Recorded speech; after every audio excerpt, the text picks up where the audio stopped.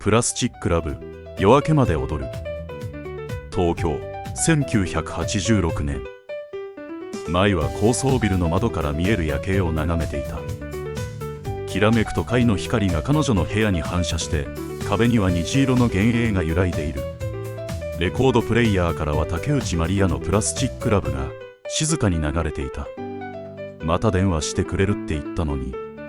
彼女はため息をつきながらテーブルの上の未開封のシャンパンを見つめた。特別な夜になるはずだった。舞が勤める広告代理店はバブル経済の真っ只中にあった東京で最も勢いのある会社の一つだった。彼女は営業部のエースとして毎晩のように取引先との接待に出かけていた。高級レストラン、クラブ、バー。笑顔を絶やさずグラスを傾け、時には夜明けまで踊り続ける。舞さん、今夜も素敵だね。隣に座る取引先の男性がささやいた。いつものように完璧な笑顔で応じながら、舞は内心空虚さを感じていた。この豪華な世界、派手な夜、そして次々と現れては消えていく人間関係。すべてがプラスチックのように人工的で、どこか冷たい。でも、彼女にとってそれが現実逃避だった。3年前に婚約者を事故で失ってから、舞は感情を深く関わらせることを避けるようになった。表面的な関係、一夜限りの恋、そして終わりのない夜の世界。痛みを感じないための彼女なりの方法だった。舞、少し話せるか。オフィスで上司の声がした。舞が振り向くと、そこには見知らぬ男性が立っていた。こちらは佐藤健一さん。ニューヨークから来た写真家で、次のキャンペーンを担当してもらうことになった。健一は彼女に向かって微笑んだ。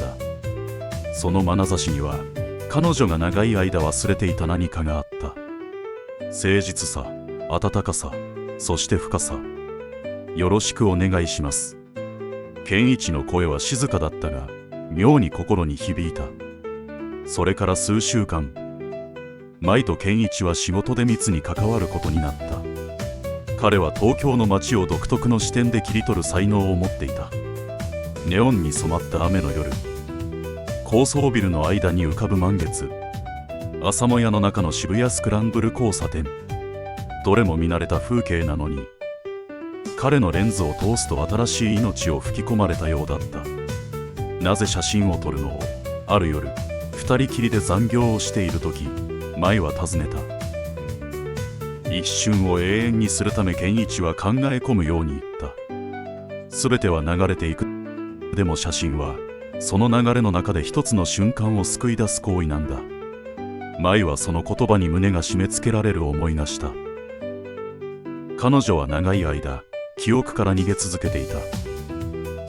過去の痛みも幸せな時間も全て流してしまおうとしていた。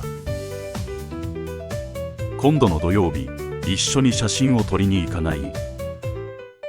健一の誘いに舞は久しぶりに仕事以外の約束をした。土曜の朝、二人は古いレコード店から始まり、下町の路地裏、そして夕暮れの公園へと歩いた。健一のカメラは時折シャッターを切るが、多くの時間は話をしながら過ごした。ニューヨークに残らなかったのを舞が尋ねると、健一は少し遠くを見つめた。写真を撮っていると、時々ある種の空虚感に襲われるんだ。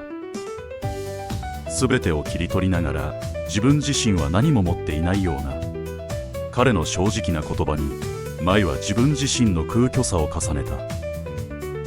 夜の街で踊り続ける自分。表面的な関係で自分を守ろうとする自分。私も同じかも。思わず口にしていた。それから二人は徐々に近づいていった。仕事の後のコーヒー、週末の映画、時には健一のアパートで料理を作ったり、舞のマンションでレコードを聴いたり。ある夜、健一は舞の部屋で竹内まりやのレコードを見つけた。これ、好きなんだ。彼はそっとレコードを手に取り、プレイヤーにかけた。プラスティックラブの旋律が部屋に流れ始めた。踊ってくれる？健一は手を差し出した。舞は躊躇した。彼女はクラブでは誰とでも踊った。でもそれはプラスチックの愛だった。表面的で一時的な関係。健一との踊りは違う。より真実に近い何か。それが怖かった。でも彼の手を取った。二人はゆっくりと揺れ始めた。窓の外では東京の夜景がきらめき、部屋の中では二人の影が壁に映っていた。僕は来週ニューヨークに戻るんだ、健一が静かに言った。でもまた必ず会いに来る。舞の胸に痛みが走った。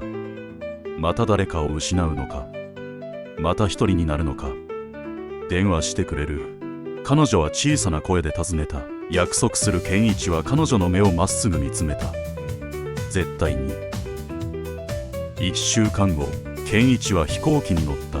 舞は空港で見送り、彼の最後のキスを頬に感じながらアパートに戻った。